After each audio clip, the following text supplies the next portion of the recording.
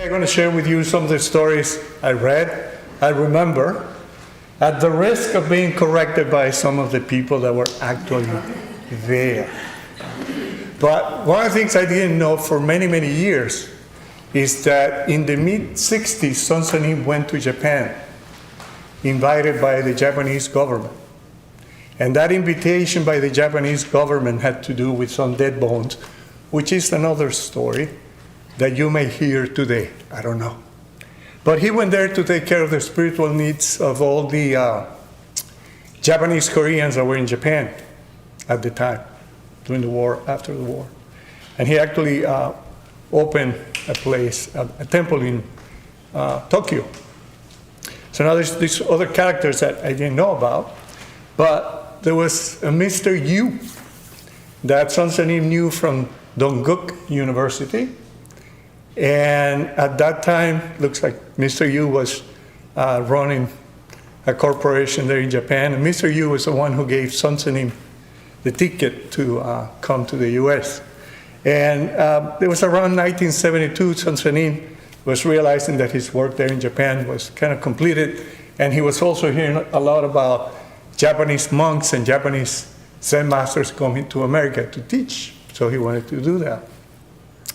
The other interesting person or karmic connection is a lady named Judy Barry. And in May 1972, she got a phone call from her sister, Mrs. Kimura, who lived in Japan, saying, hey, Zen Master Sun-san is going to arrive in LA in several hours. Can you pick him up?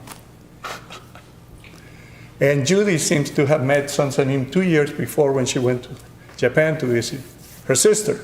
But anyway, Judy wrote that it was lucky that she was home. So she went, picked up Sun Sanim at the airport, and brought Sun Sanim to their house. She actually gave Sun Sanim her son's room.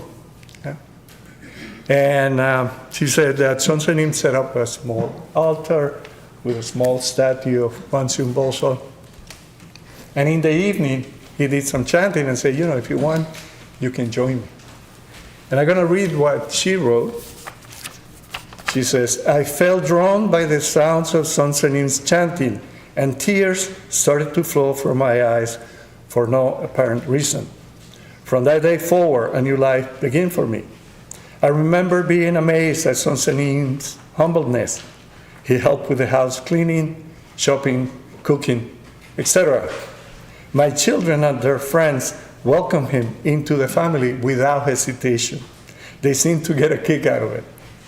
My oldest daughter, who was 13 at the time, bought some English books to teach Sun Sanim English. He, in turn, was teaching her Buddhism. That was the start of a great teacher for all Americans.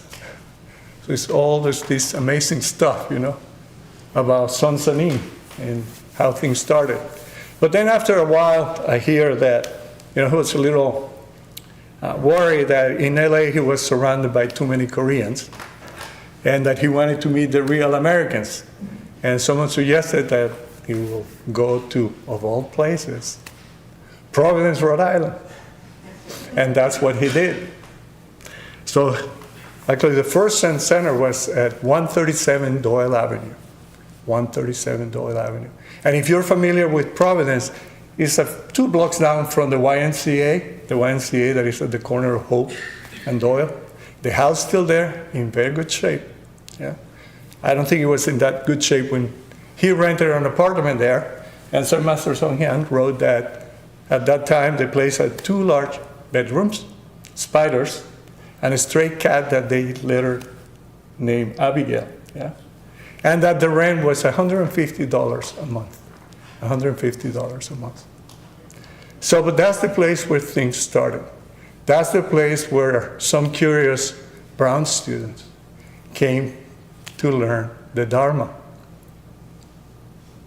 And that's the place where Sun Sanim had his first customers.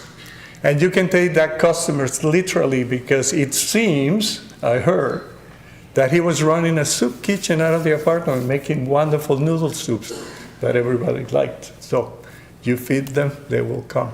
Yeah. After a couple of years, they moved to a converted funeral home at 48 Hope Street. Now it's 50 Hope Street. It's at the corner of Wickenden and Hope. The place is still there. And I believe it's probably the only place in Providence that has one of the steel Korean doors with a big emblem at the bottom. You can go and see it. Yeah. Interesting. And that place, I believe, that's the place where a lot of the practice forms took place. A lot of people became teachers, got married. We even had a garden there. And there was also a health food store at the bottom of that building. And that's another story that connects us with this place. And for those of you who know the Garden Grill, that restaurant, vegetarian restaurant in Pawtucket, there's a connection there too. But again, that's another story. So from that place, in May 1979, exactly 7 years after he came to America, they moved to this place, this 40-acre beautiful land. This used to be a nursing home. It was run by the Seventh-day Adventists, and they used to grow their own food here.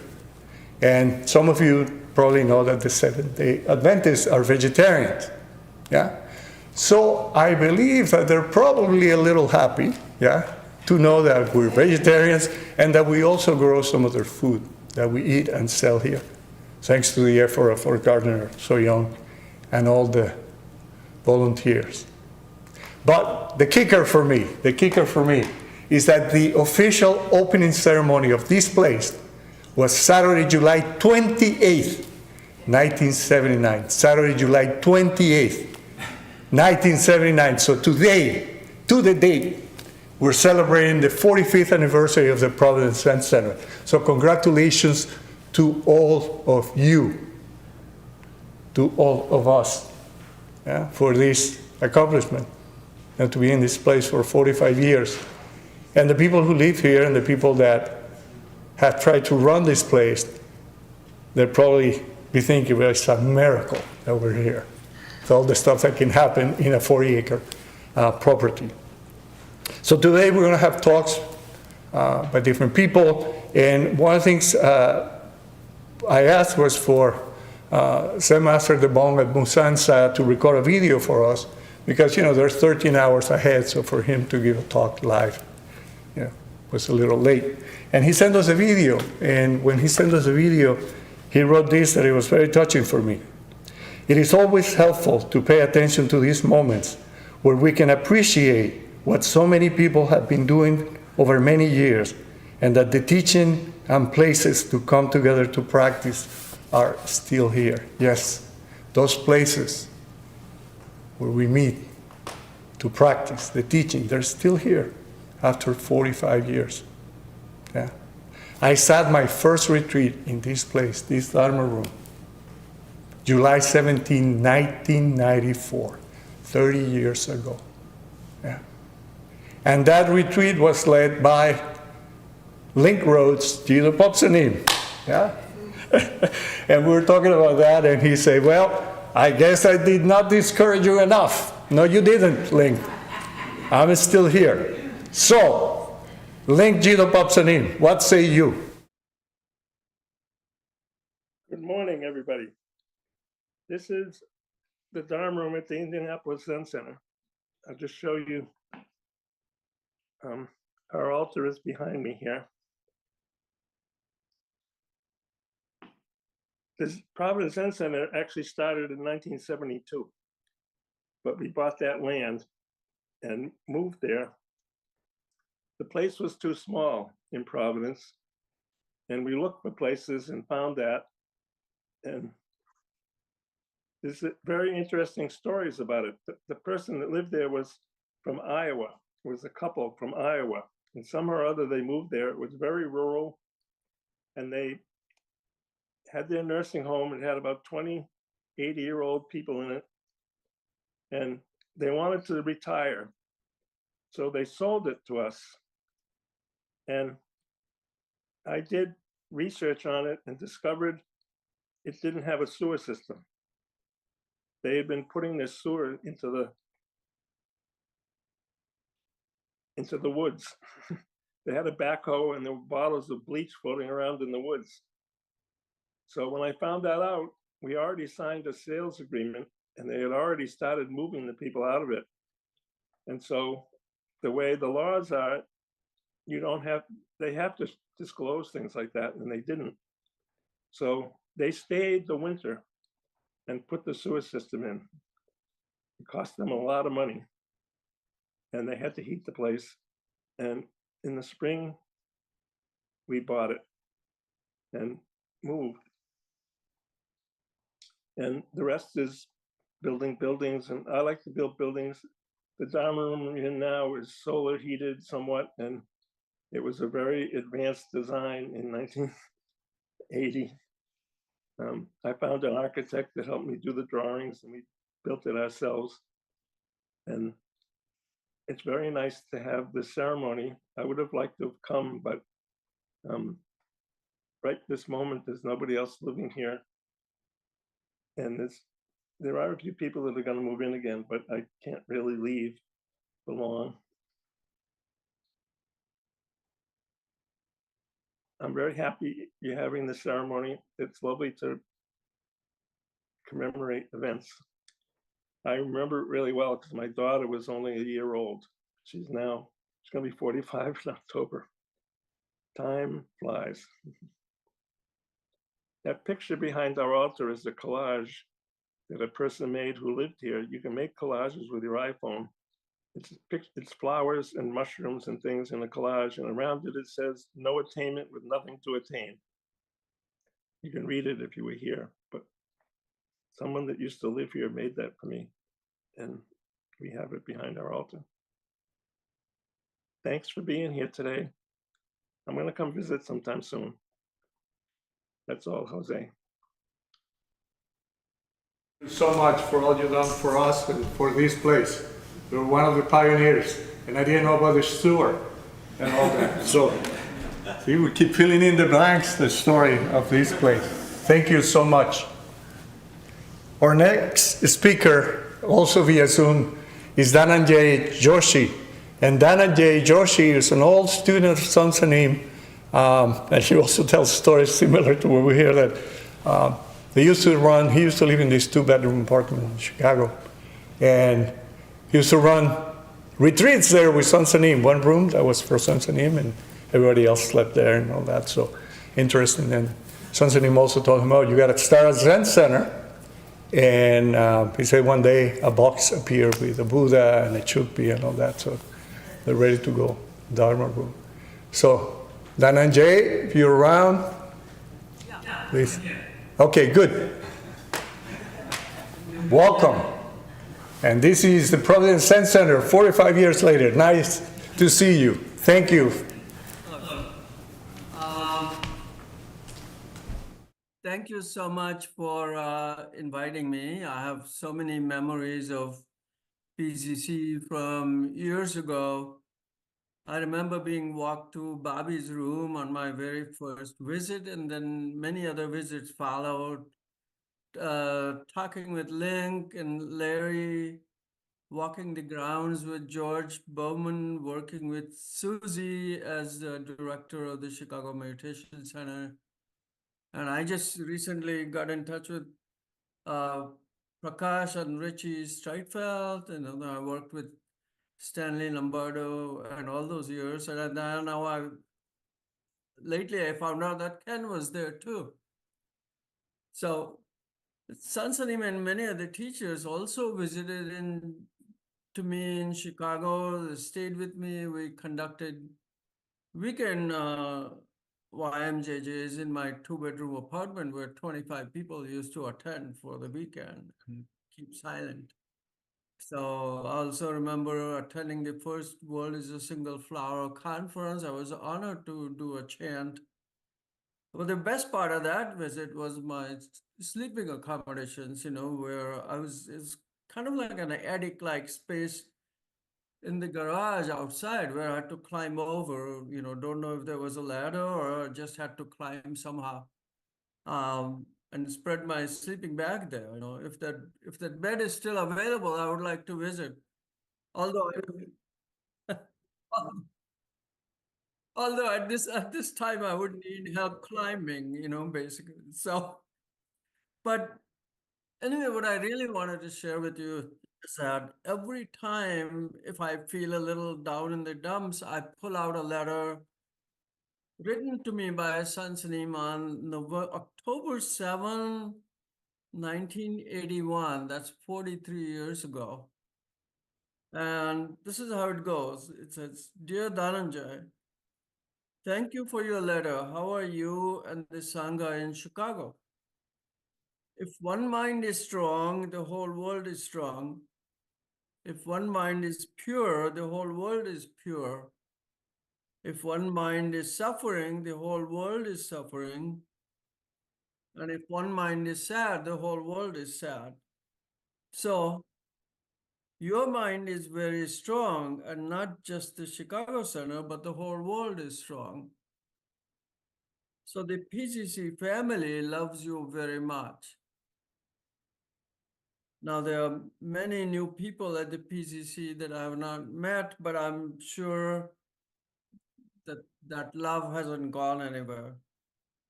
Again, thank you so much for inviting me and allowing me to share this. I will cherish that and continue cherishing that all the time. Thank you so much. So next we're going to have a talk by Zen Master Dae Kwang.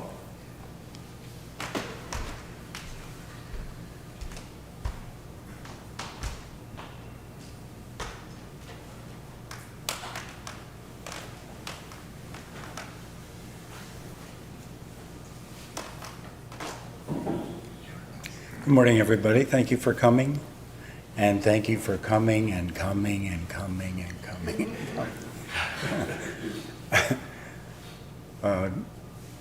Dae Bong reminded me of something the other day. He said, "Remember me? I'm the guy that met you at the door when you first came." What? And then I remembered that I think this is right. At my age, it's kind of hard to remember. But I came here on December 31st. Are there 31 days in December? December 31st, 1980. And the person that met me at the door was Dae Bong's name. I thought that was funny. That was before he became a monk. He was known as Larry Sitchell in those days. So, and they just finished building this room. And I came, the first thing I did was, well, I parked in, there used to be a parking lot there before we built the pagoda. I parked my car there and I came in here. I'd driven out from Kansas and I came in here and whoa, what the hell is this? So I was a professional carpenter in those days, and I just looked up at all this. I thought, what is this? I still look up and wonder, what is it? How can we keep it from falling down? So it's interesting to think about how time passes, right? Or you have memories of the past, and then you expect things in the future. But actually, what it's about is us sitting here right now and sharing this moment, which is fantastic to me. So when I first came here, I thought it was a Zen Center. But then I got a really cool, different idea about what this place really is. And unfortunately, that idea has affected my mind the whole 40 years or whatever it is. And the other thing I think about it as a construction site. So first of all, I think about it as a construction site, since we're always building crap all the time. But that's useful stuff, right? So Zen Master Seung was always pushing us to build new things. Because one of his ideas as a Korean is that the buildings are more important than you think. Of course, the people are the most important thing. But the buildings are also like encouragement, like, come on, like that's a cool painting there, that's custom, because Koreans never paint a narrow thing like that. But what they do is they they help keeping you come back, right? So the important thing is come back, come back, come back, come back, come back, come back. So that's what all these buildings and stuff are actually for. So I retired as a carpenter, and then I spent the next 20 years of my life building building stuff here, which was cool. Anyway, we're building stuff now, right? What are we building? We're building something. We just built a vegetable stand out in front, right? So I always wave at the guy building it because I understand. Building a house for vegetables, which is good, actually. So the point of my talk is the most important thing is coming here and sincerely practicing, and that's what all this is for. You may like it or not like it. Like I spent many years in Kansas not liking the Zen Center, and now they've got the best Zen Center probably in the world, you know. It only costs $1.4 million, so it's kind of cool. And then I'm sure we put much more than that in all of these buildings that we have, right? But the purpose of the building is the direction, is pointing towards something. That's finding your true self and helping the world. So that's the meaning of this kind of weird architecture here. It's pointing towards your true self, actually, which is not very interesting, but it's something to say. So I want to thank you all for coming here today and helping us celebrate and remember, and just do it, and you get it. Thinking about the past, unfortunately, is not going to help you. So thank you for coming.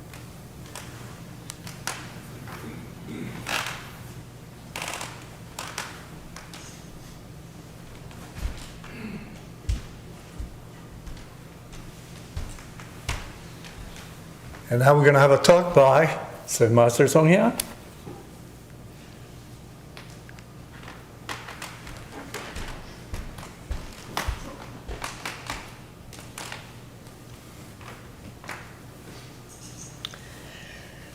Oh, when Jose said we're having a 45th anniversary, I went, well, why don't you just wait till the 50th?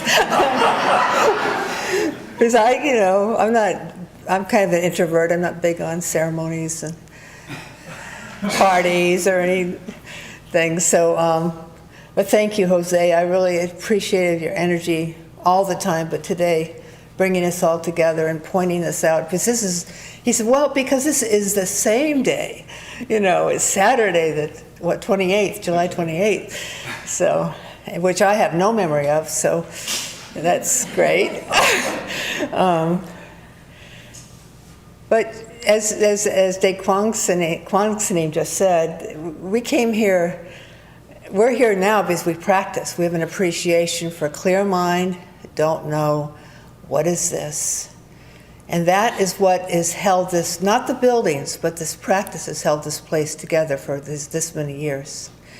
And all of us that don their long robes and, try hard enough and stay long enough to become what we call Dharma teachers. We did that because we trust the practice. That's the only reason. And when we first moved in here, we had an opening ceremony, Linc Rhodes, my I don't like to call him my ex, because Linc is alive and well, and but he and many other men and women did the building. They did this room, and I remember my daughter was young enough that I had her in a backpack, and so there's a picture of me standing out with a bunch of the guys when there was no roof, but just standing on the foundation of this building and talking with them. I'm gonna have to find that. It's a really neat picture, but it's like that's one of my memories, is how much work this took. And I remember seeing them bring up these beams the way you have to do it, with several people pushing, and you get it to balance vertically, and it's just something to watch, boy. But that night, after when they finished this, there was a ceremony, and Zen Master Sung was here, and it was Linc and I went out to have a sandwich in the evening, and we were standing at the Cumberland House of Pizza, looking over towards the property. And there was this huge rainbow over the building. Where we couldn't see the building, but knew that was right where it was, this huge rainbow. And, it's like a sign. It's like, this is going to be great, and it's, the heavens are blessing the effort. And that's true, because the heavens always bless love. And someone mentioned that. It's the love that's blessed. Not the buildings, not the people. It's that we are teaching love, because when you do breathe out, clear mind, don't know, you can feel the love. You can feel the intimacy. You can hear. So what I want for everyone, for myself as well, is not to make self and other. When there is any type of friction, heal it. Listen, take the time, pay attention. This place is nothing if people aren't getting along. It's nothing if people are gossiping. It's nothing if people are making you and me. And I hear this because of my position. I hear these various little things that are going on, and it makes me sad. It makes me so sad. So, that's not the only thing that makes me sad, but this is the home. This is my original. This is like the kernel of, I'm very, very attached to Providence Zen Center in the sense of blessing it and trusting it and the practice. So those of us that are here, let's just emulate that don't know, emulate that love, and draw people. Because, the Buddha draws people, the calligraphy, the paintings draw people, but what really draws people is each of us. If we can sit and listen and make good eye contact and care and let go of our opinions and just bless this world. So thank you for coming. Thank you, Jose, so much. So I'm the eternal skeptic about ceremonies, but it's good. It's good to gather, and it's good to keep coming. This is a broken record for me, but right now we're having Kilche. Why aren't you up there? Come on, Yeah, it's not easy. It's not easy. Dae Kwang Same's done like three or 400 of them, So what? Look at him. He's hanging in there. So don't just come and socialize, but do the hard work. So. Thank you for coming.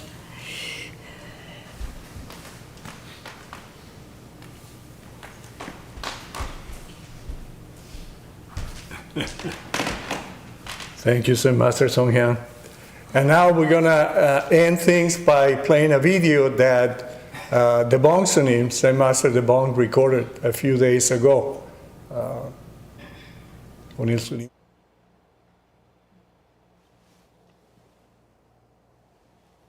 Happy 45th birthday for Providence Zen Center in Cumberland, Rhode Island. That's really wonderful. You're middle-aged now, okay? The Zen Center's middle-aged. Actually, Providence Zen Center is 52 years old, but it's been in Cumberland for 45 years.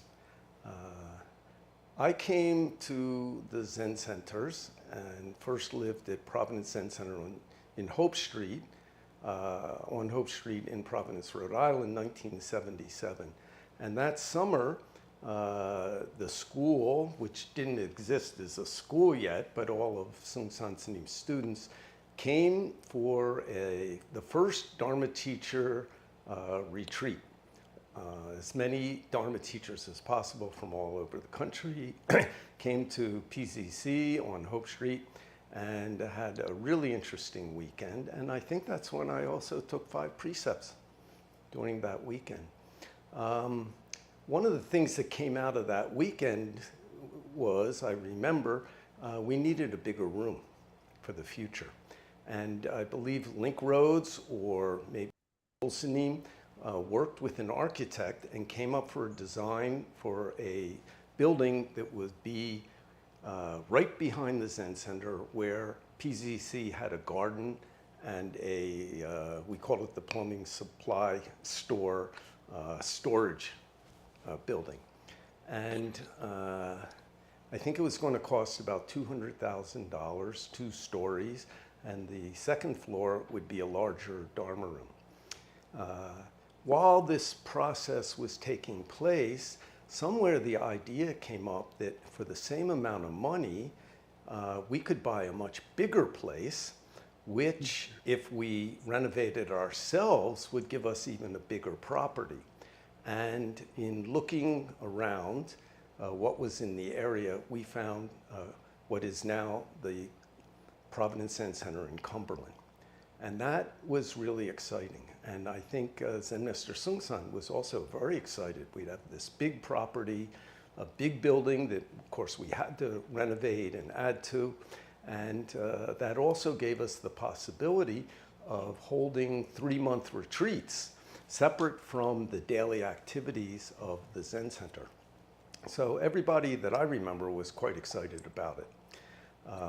In the spring of 1979, I think all the business of buying the property, selling the Hope Street property was completed, and the directors of the Zen Center made a plan for how we will move everyone and everything from Hope Street out to Cumberland. And I think we moved in with 23 people originally into Cumberland. And I wasn't a director at the time, but what I heard from everybody is Zen Master Seung was in California, and he called up, and the directors, he wanted to know what's our plan for moving. So they told him, oh, over 2 weeks, each day we'll move some things out, and 2 people will stay in Cumberland, and the next day we'll move more things, and 2 more people will stay in Cumberland. And finally, at the end of the 2 weeks, everything will have been moved, and everybody will be living in Cumberland. And apparently, Dae Sanim said, that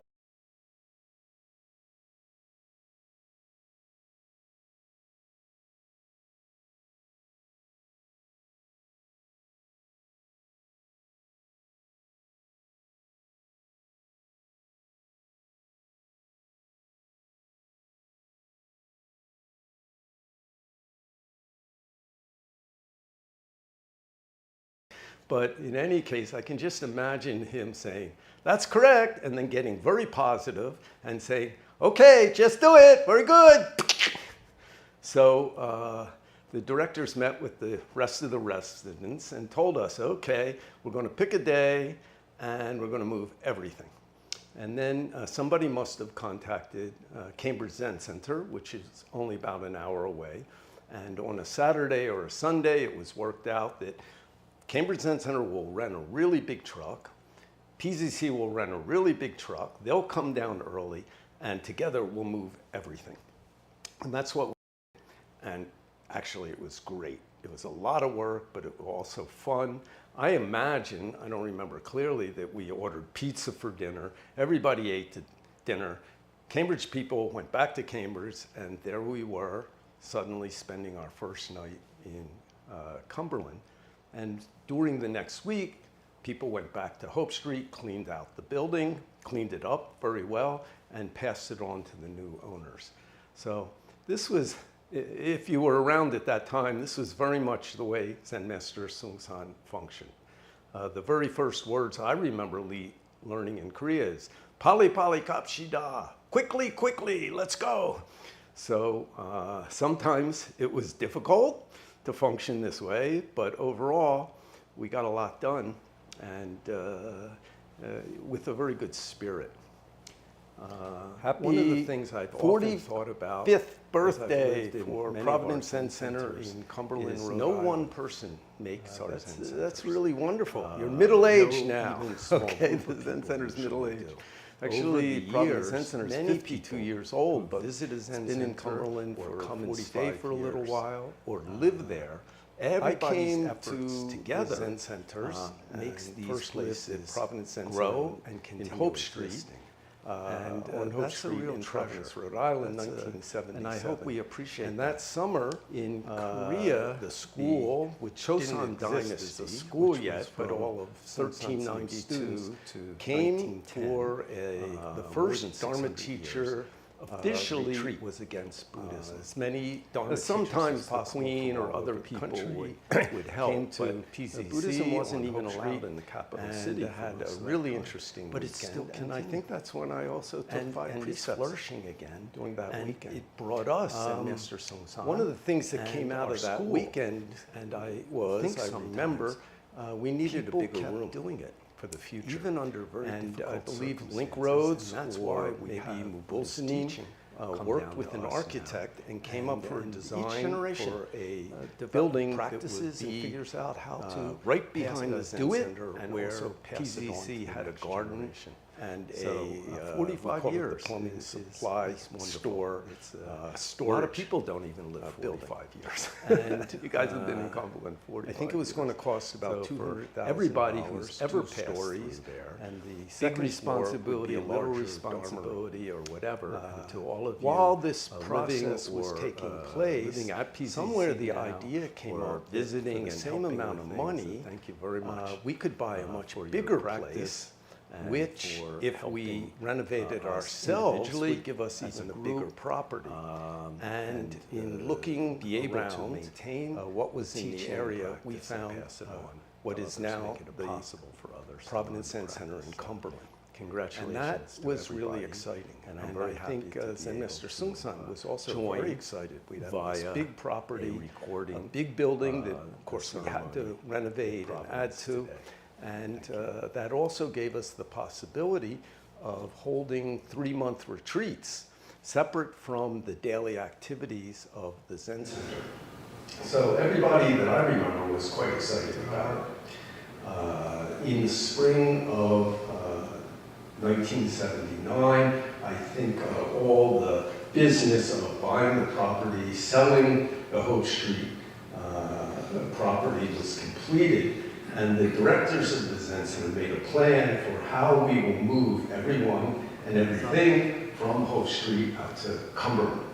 And I think we moved in with 23 people originally into Cumberland. And, I wasn't a director at the time, but what I heard from everybody is that Zen Master Soeng was in California, and he called up, and the directors, he wanted to know what's our plan for moving. So they told him, oh, over 2 weeks, each day we'll move some things out, and 2 people will stay in Cumberland, and the next day we'll move more things, and 2 more people will stay in Cumberland. And finally, at the end of the 2 weeks, everything will have been moved, and everybody will be living in Cumberland. And apparently, Dae Song said, that's not correct. And, well, what did that mean? And he said, correct is one day, everybody, everything moved. And that night, everybody's sleeping in Cumberland. So I can imagine Dae Song, he didn't usually say, that's good, that's bad. It's correct, which means like what? You know, it's like the universal law or something. But in any case, I can just imagine him saying, that's correct, and then getting very positive and saying, okay, just do it, very good. So the directors met with the rest of the residents and told us, okay, we're going to pick a day and we're going to move everything. And then somebody must have contacted Cambridge Zen Center, which is only about an hour away. And on a Saturday or a Sunday, it was worked out that Cambridge Zen Center will rent a really big truck. PZC will rent a really big truck. They'll come down early, and together we'll move everything. And that's what we did. And actually, it was great. It was a lot of work, but it was also fun. I imagine, I don't remember clearly, that we ordered pizza for dinner. Everybody ate the dinner.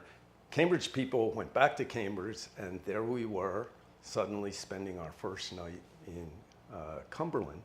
And during the next week, people went back to Hope Street, cleaned out the building, cleaned it up very well, and passed it on to the new owners.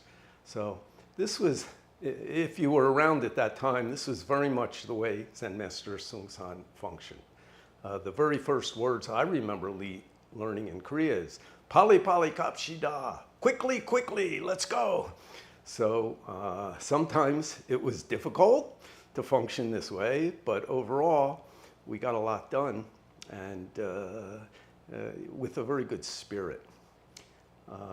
One of the things I've often thought about as I've lived in many of our Zen centers is no one person makes our Zen centers.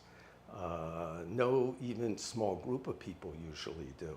Over the years, many people who visit a Zen center or come and stay for a little while or live there, everybody's efforts together makes these places grow and continue existing. And that's a real treasure. And I hope we appreciate that. In Korea, the Choson dynasty, which was from 1392 to 1910, more than 600 years, officially was against Buddhism. Sometimes the queen or other people would help, but Buddhism wasn't even allowed in the capital city for most of that time. But it still continued. And it's flourishing again. And it brought us and Master Soeng and our school. And I think sometimes people kept doing it, even under very difficult circumstances. And that's why we have Buddhist teaching come down to us now. And each generation practices and figures out how to do it and also pass it on to the next generation. So 45 years is wonderful. It's a lot of people don't even live 45 years. You guys have been in Cumberland 45 years. So for everybody who's ever passed through there, big responsibility, little responsibility, or whatever, and to all of you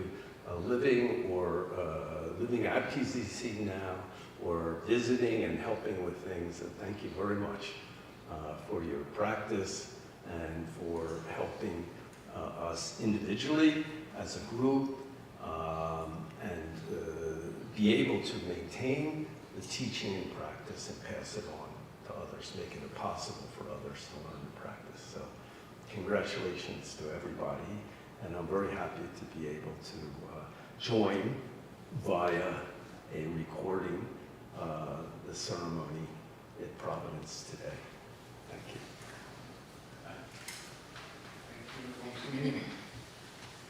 And thank you to all of you. You just serve little responsibility, big responsibility.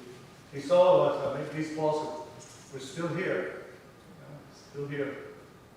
And I echo what Zen Master Hyang and Zen Master Dae Kwang said. It's this practice. It's brilliant. Thank you for that thought. We needed to hear that. Just to listen to each other and keep helping each other, because this is sometimes gets a little difficult to do it. But when we get together and we hear all the stories and we see all that has been accomplished, it's amazing. It's amazing. I used the word miracle before. So thank you all for what you do. Keep practicing, keep coming. We are going to have a lunch around noon, so hang out for a little bit, go to the gift shop, have some time, and then you'll hear the bell, and we're going to share a meal together to celebrate this 45th anniversary on the date of the opening ceremony. But, when we turn 50, we'll have another ceremony, so. But next Saturday, during Sangha weekend, Saturday afternoon, we're going to have the big celebration, sharing not only with us, but with the Sangha at large. So starting around 3 in the afternoon, we're going to have music, poetry, and we're going to have a cookout. We're going to grill burgers, veggie burgers, and veggie hot dogs, and we're going to have the fixing, and we're going to have, hopefully relax. And the whole point of this, especially, is for the residents to do nothing. So we have volunteers, we have chefs coming and cooking and everything. So if you see a volunteer doing something, don't let them do anything, okay? Just let them sit and relax, grab some iced tea or lemonade and just relax there and listen to the music, okay? So see you at lunch. Thank you. And happy birthday.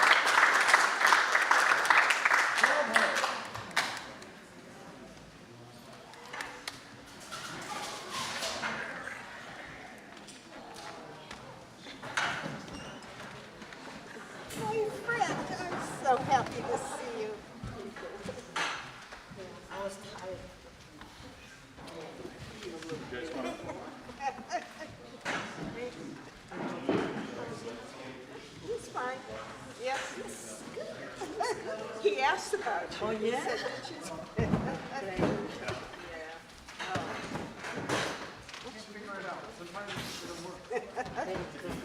Yeah, right. I feel yeah.